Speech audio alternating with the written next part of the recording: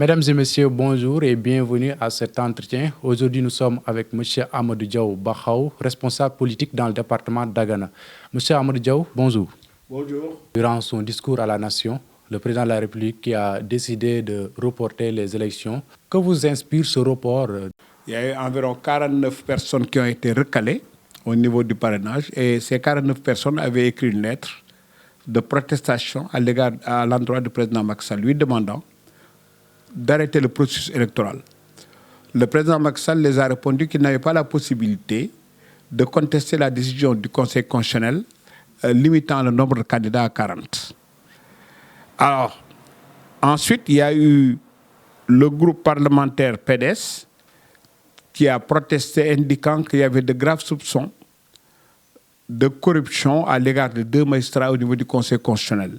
Et ce groupe parlementaire PDS avait adressé au niveau du bureau de l'Assemblée nationale une lettre demandant la mise en place d'une commission d'enquête.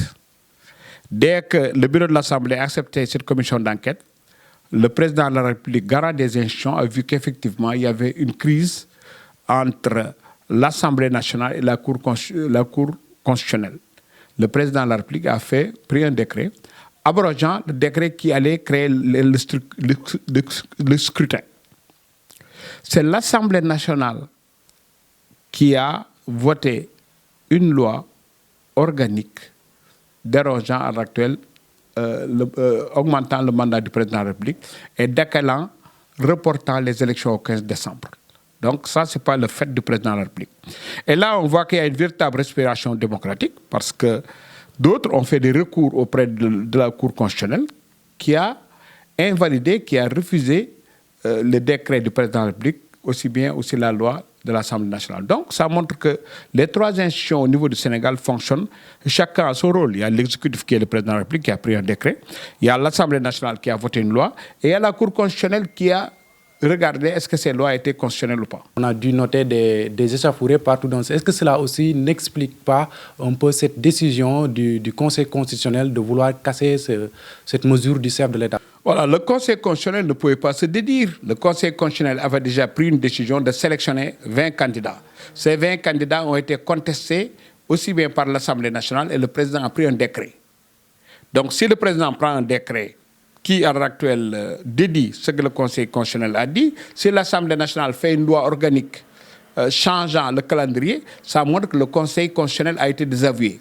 Et maintenant, l'ensemble du décret et de la loi ont été ramenés au Conseil constitutionnel qui n'a pas besoin de se désirer, qui ne peut pas se juger elle-même. Donc le Conseil constitutionnel n'a fait que confirmer ce qu'elle avait dit auparavant. Mais tout ceci montre à l'heure actuelle qu'au niveau du Sénégal, la loi électorale dépend du Conseil constitutionnel. Le Conseil constitutionnel a montré qu'elle était compétente pour s'autosaisir sur le cas du décret ou bien sur le cas de l'Assemblée nationale. Mais le véritable problème qui se pose, ce sera la stabilité du pays. Comment les gens pourront, maintenant qu'on a un contentieux préélectoral, mais comment faire de telle sorte qu'on puisse élire un président qu'il n'y ait pas un contentieux post-électoral. Le contentieux post-électoral est pire parce qu'il y aurait déjà un président de la République qui a été déjà élu, que les gens vont contester. Les gens peuvent maintenant contester les modalités de l'élection, mais dès qu'un président sera élu, le contester sera plus grave. Le Conseil constitutionnel n'a pas donné une date exacte pour le scrutin, pour le prochain scrutin. Est-ce qu'on peut dire aussi qu'il y a un vide juridique jusqu'alors où l'on parle? Le Conseil constitutionnel a demandé au président de la République d'organiser dans les meilleurs délais, pas dans les brefs délais ou bien le plus rapidement possible. Donc dans les meilleurs délais. Meilleurs, ça veut dire que donc, le président pourra organiser les élections dans les conditions les plus optimales. Donc charge au président de voir comment il va organiser les élections dans les meilleures conditions. Dans les meilleures conditions, c'est qu'il faut donc que toutes les conditions soient réunies pour qu'on organise les élections. Donc c'est ça le flou. Maintenant, le problème qui se posera, c'est qu'il faudra qu'il y ait un consensus. Si on a un consensus avec l'ensemble des protagonistes, l'ensemble des acteurs, pour qu'on se dise que bon, voilà, on va organiser l'élection présidentielle de cette façon, même si ça dépasse le 2 avril, s'il y a un consensus, le Conseil constitutionnel pourra entériner ce consensus et laisser le président de la République continuer durant son mandat. Donc ça va dépendre du Conseil constitutionnel et du consensus. Donc maintenant, ce n'est plus un problème d'ordre juridique, mais c'est un problème d'ordre politique. Que les politiques se concertent, discutent entre eux et trouvent une solution. Mais s'ils trouvent une solution, le judiciaire, qui est le Conseil constitutionnel, pourra l'entériner.